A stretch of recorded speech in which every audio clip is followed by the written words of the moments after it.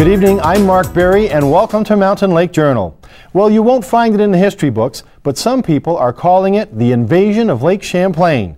Tonight, in our issue of the week, a special update on the impact of those plants and animals which don't belong in the lake, but seem to have made it their home. Mickey Maynard is a native of the North Country, and he's fished in Lake Champlain for nearly 50 years. During that time, he's become increasingly concerned by the number of invasive species in the lake. The first salmon I caught this year, the first migratory salmon I caught right here off the wall, had a lamprey on it, about 6 inches long. And Maynard says there are other potentially serious threats to the lake. There are at least 6 specimens of alewives found in Lake Champlain, so that's a very important issue. It could destroy the Atlantic salmon fishery. And the zebra mussels, of course, that was a major impact on the smelt. Maynard is not alone, of course, but it might surprise you that some of his allies in the battle against invasive species are found in the laboratory.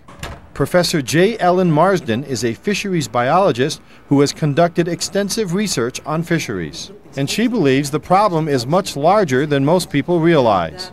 We estimate somewhere between 44 and 45 exotic species in the lake as a whole. Some of them are highly visible, some of them you'd never know about and have difficulty trying to find them. So some of them are definitely what we would call nuisances, and some of them are fairly obscure. The big ticket items, the visible ones, are zebra mussels, sea lamprey, the aquatic invasive weeds, so water chestnut, water milfoil.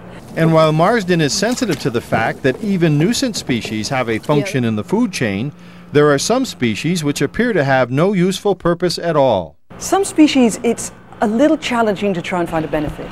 Sea lamprey don't have any major local predators, so they're not really a vital food resource for anything else.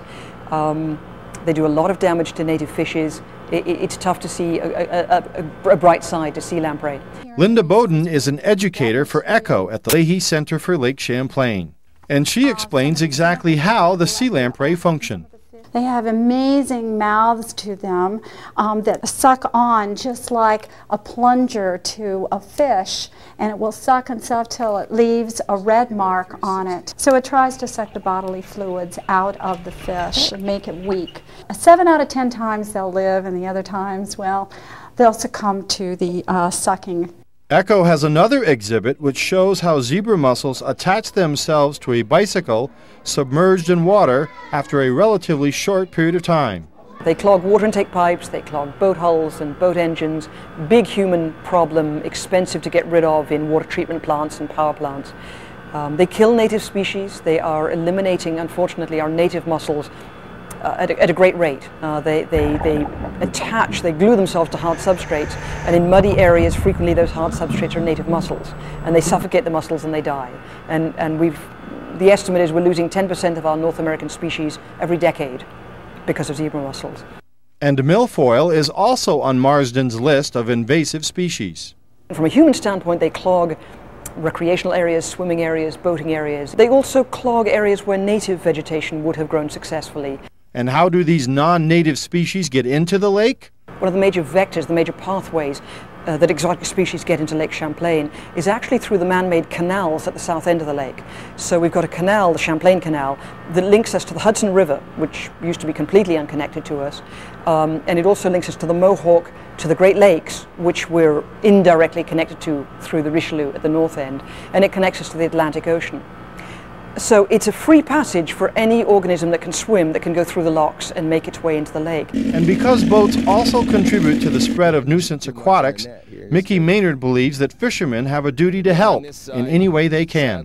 Fishermen who trailer their boats around, inspect the hulls of their boats and so on, make sure there's no water being taken from one area to the other. I think fishermen can also contribute by being very careful about what bait fish they bring from other bodies of water.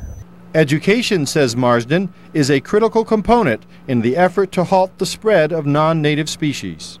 We've got great signs and rules and brochures up about zebra mussels and water milfoil and water chestnut saying, check your boat, don't transport these to another area, don't bring them into Lake Champlain. And I think that we'll start to see the really good effects of that in the next 5 to 10 years. We still have that big hole at the bottom end of the lake that connects us to the Great Lakes. And I can list probably off the top of my head, a dozen species that are exotic to the Great Lakes that are waiting in the wings, waiting to come up that route. Until we close that particular route, could come in at any day.